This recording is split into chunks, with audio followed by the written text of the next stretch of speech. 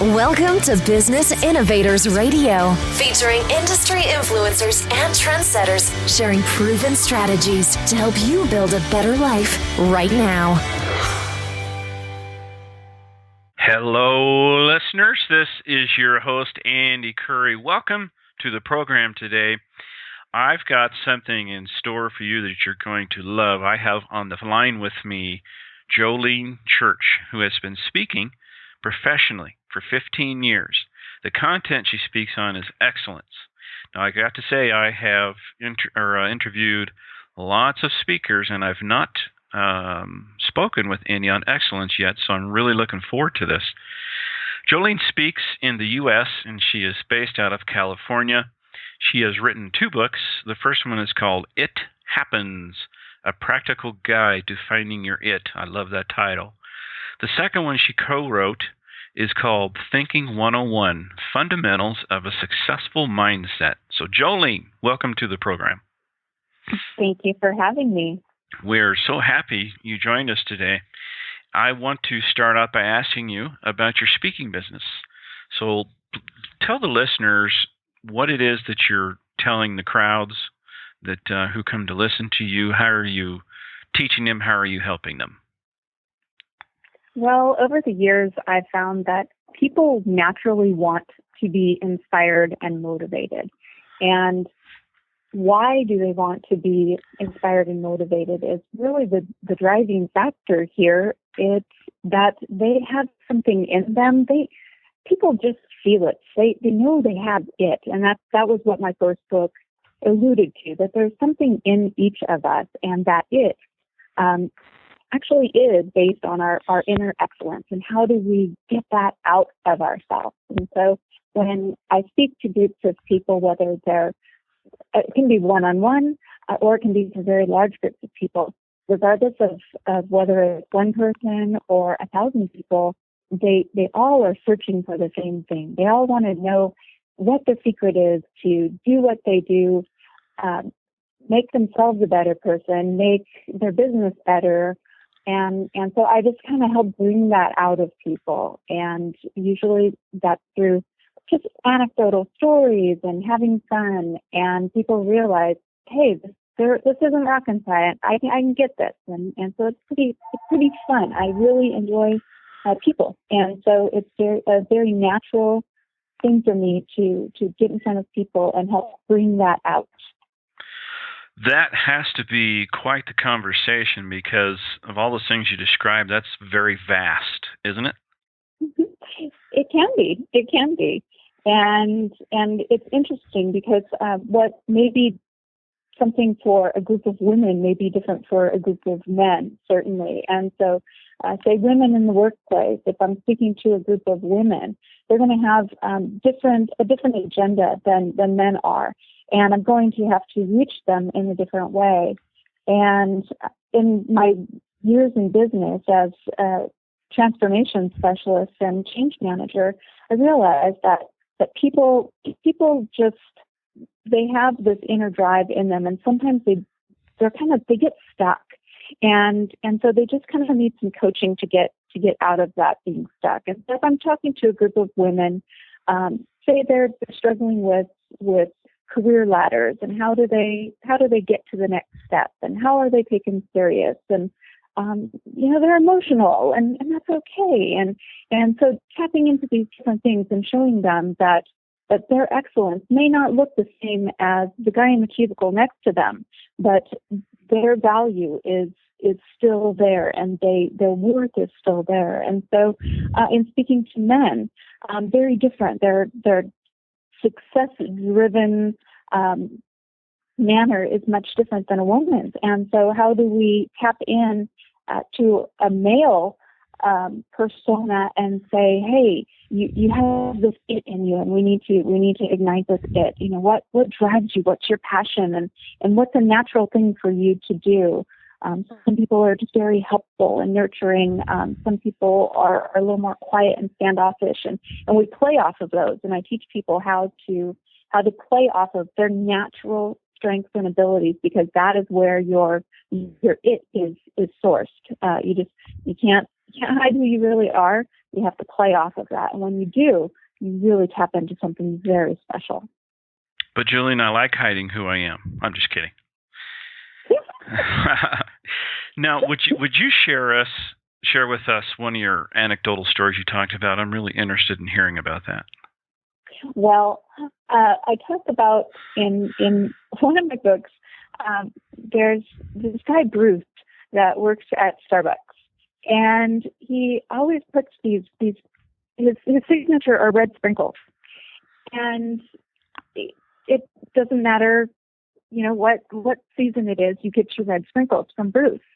And this isn't your typical Starbucks thing. You don't just get red sprinkles. But that's Bruce. That's his signature.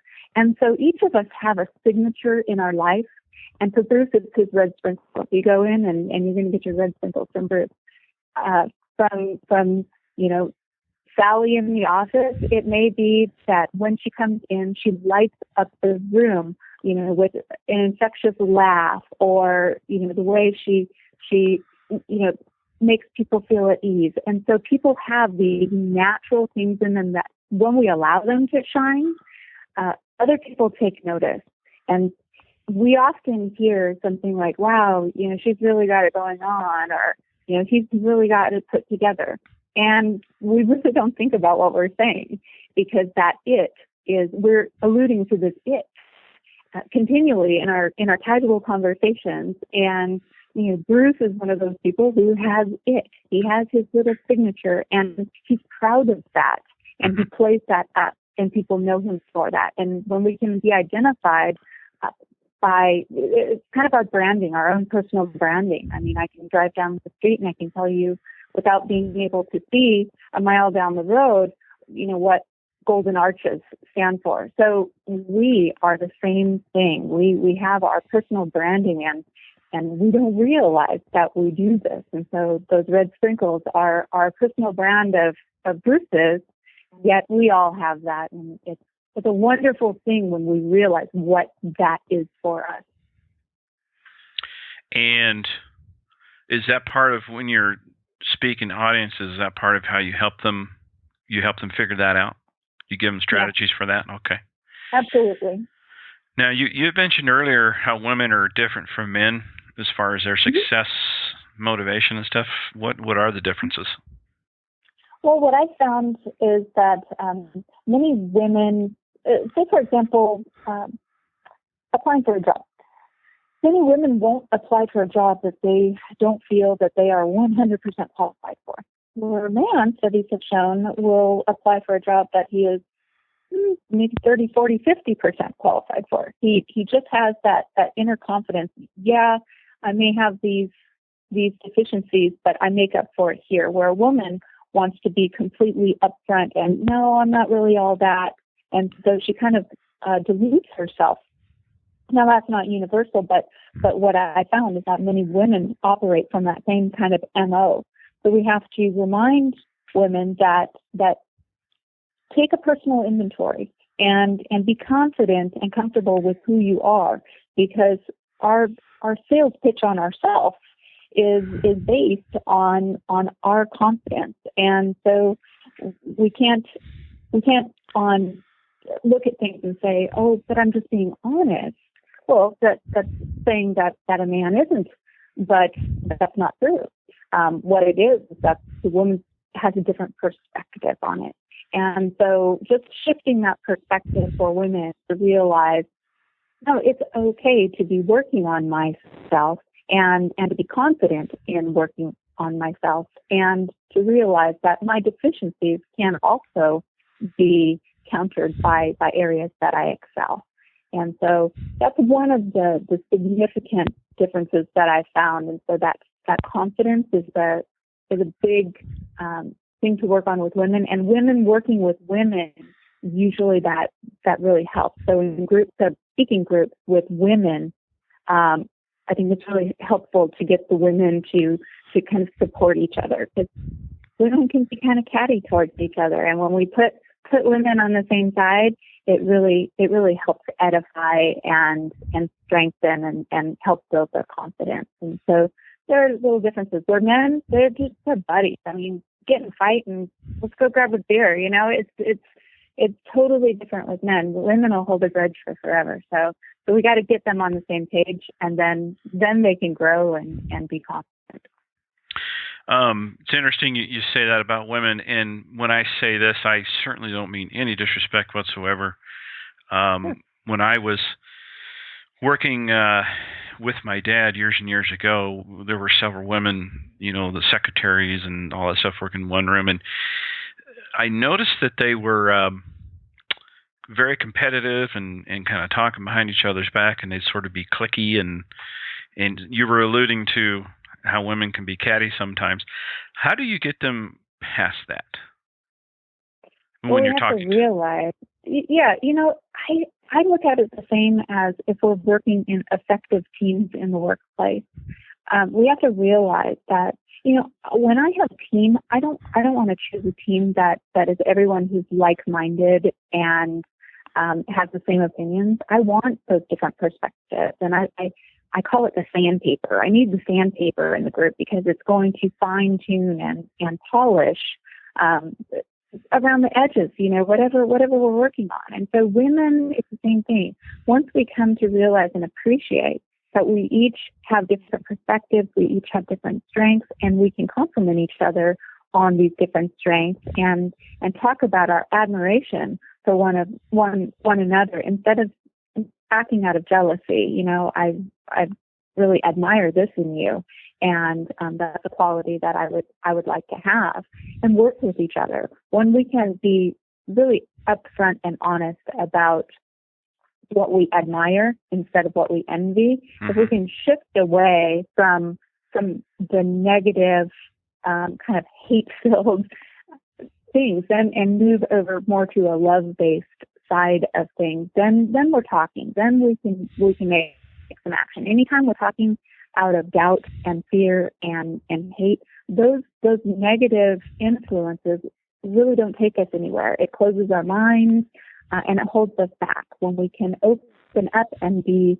admirable and say, you know, I really appreciate that, then it opens us up that kind of, I don't mean to sound like a flower child or anything. However, that love feeling really does help open up conversations. And when you feel that somebody genuinely cares, then things happen. Definitely. Now, when you're speaking to groups and you look out on the audience, what would you say the mix is percentage-wise of men to women? It depends on who I'm speaking with. If it's a larger organization, I was out at the Intel Corporation not too long ago, and it was an even mix. And it's always interesting when I look into the crowd and you try and read people's faces, and after a while, you realize that you can't necessarily, I mean, you do have to judge your audience, you know, where are they falling asleep type of thing. But sometimes there is that person who they didn't sleep the night before, and you really can't look at yourself and get nervous or question what you're saying because you've got this one guy in the corner sleeping.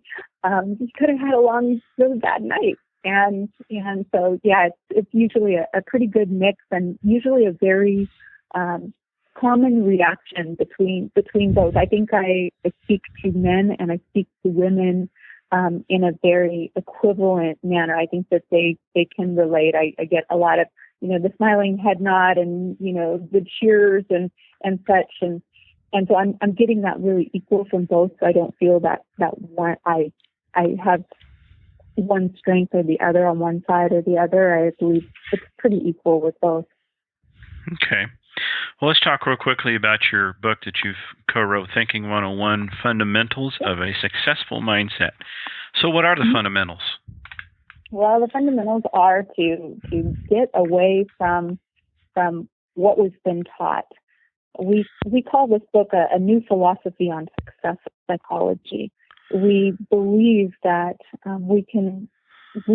each of us, have the power within us to revolutionize our own thinking. And so we can take our thinking by storm. We enter into grade school, and they give us a piece of paper, and they give us finger paints, and we paint all over the white paper, anything we want. The sky is purple, the grass is red, who cares? It's just all over and it's creative. And then our finger paints are taken away and they give us paper, and we're taught to color within the lines. We're given paper with lines on it, and we need to have structured writing. And so over time, as we're becoming conditioned to do what we need to do to somewhat conform to societal standards, norms, and to learn, we're also taught the terrible thing of probability, which is introduced to us in so many ways that it really starts eating away at us. And for example, we really start looking at our lives like we're in Vegas. The probability of that happening is, some men, I want to be a ballerina. The odds of that happening are, and we do this to our children, and, our friends do it with us, and, do you really think that can happen? And we buy into this mindset instead of, I can, we replace it with, I may not be able to. And that doubt really eats at us, and it stops us from being that creative finger painter. That's pretty powerful. And when you create doubts in your head, it also, unbeknownst to the person who creates it, creates a belief. And pretty soon you're believing your own BS, quite frankly. Yeah. So. Yeah. And we find that in patients who have severe depression. There's stories in my book of one man who survived jumping off the Golden Gate Bridge, and literally when his hands left the rail, it was like, I want to live. And he was able to live, and he goes on to live a very wonderfully productive life, speaking to other people who are going through severe depression. And, there's another story of a man with no limbs who goes and speaks and encourages and motivates and inspires a world. And so it's all in our head what we can and can't do. There are so many people who have overcome such great adversities, and we hear these stories on the news and throughout our lives, these people, but we don't consider ourselves. That's for them. Someone gets their arm bit off by a shark and they go on to still surf again, but that's them. I don't think I could do that. Why can't you? And because you're telling yourself you can't. Mm-hmm. And these are things we limit ourselves. And so this book really helps us break through that limited thinking and really unleash the power that's within us so that we can do what we set out to do. Fantastic. Well, Jolene, how can people get a hold of you should they want to hear you speak or know more? Well, you can go to my website, which is successfulthinkingmindset.com, and there is a booking area on the website. And my books are available on Amazon and through Barnes & Noble. And I would absolutely love to, have people just get on the website and send me a note, because I absolutely love hearing from people and responding to people. It's so wonderful to hear people's stories as I eat it up. Well, that's neat, Jolene. Folks, like I said at the beginning, I've interviewed a lot of speakers, and I've not interviewed anyone who's talking about excellence and what Jolene's talking about. And I would love to see you speak sometime. And I do want to get your book. So, Jolene, thank you so much for joining us today. That was great information. Terrific. Thanks for listening to Business Innovators Radio. To hear all episodes featuring leading industry influencers and trendsetters, visit us online at businessinnovatorsradio.com today.